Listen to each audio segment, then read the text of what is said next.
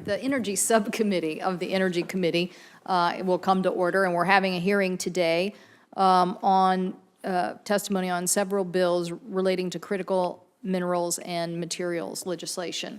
Those bills being S-383, S-421, and S-1113.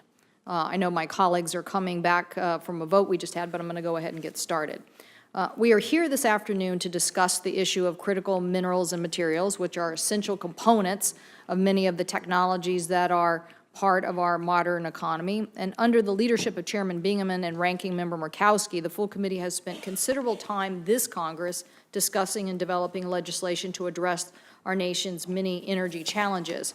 We have considered legislation to boost conventional and alternative fuels and technologies, options for low-carbon electricity generation, how to catalyze America's innovation and private sector investment needed to achieve cleaner and more diverse energy future. But we must not lose sight of the fact that our energy economy also depends on a stable, reliable material supply chain. And when it comes to cleaner alternative energy sources, rare earth elements and key mineral resources are essential ingredients in technologies as diverse as solar cells, wind turbines, energy storage technologies, efficient LED lighting, and smart grid electronics. Infinia, a company that makes innovative high-performance solar power systems in Richland, Washington, said when we had the last hearing on this topic, quote, access to commercial supply of rare earth metals is of critical importance to Infinia and our suppliers and customers, end quote. And it's not just rare earth metals. Other critical materials such as platinum, lithium, palladium are used in a broad array of essential modern technologies, ranging from batteries to electronics to pollution control technologies. Just looking around the room, I see dozens of ways these critical materials are being used. However, as last year's subcommittee hearing established, while America was once sufficient in supplying the materials and finished product used in high-tech manufacturing today, we now are more reliant on imports from other nations.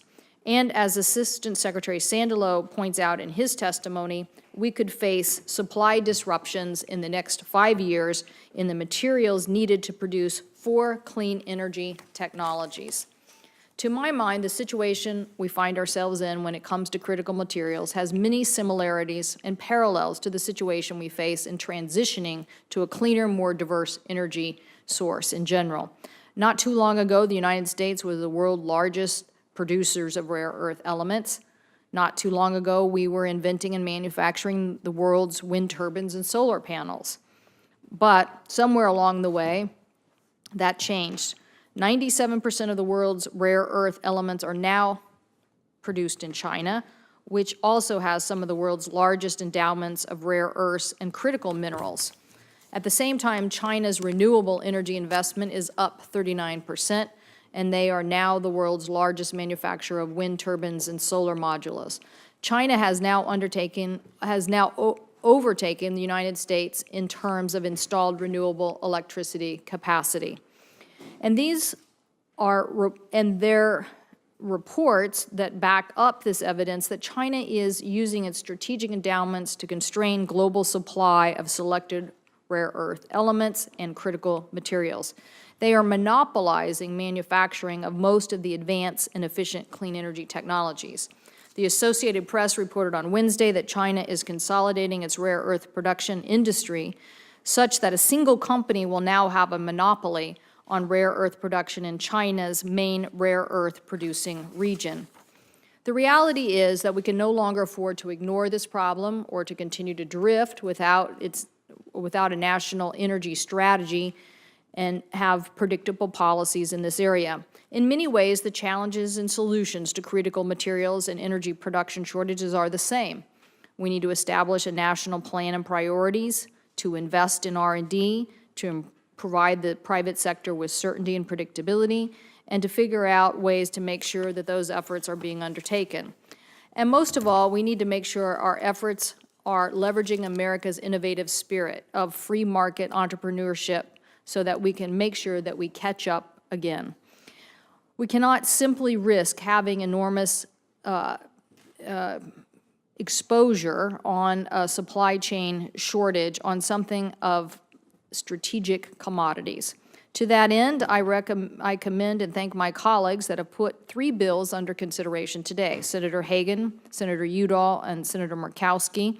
So I will defer to them at this point in time to explain those bills. My hope is that given the broad range of co-sponsorship and stakeholder support of these measures, and relying on the help of our expert witnesses today, we will be able to come up with bipartisan legislation to address this important national problem.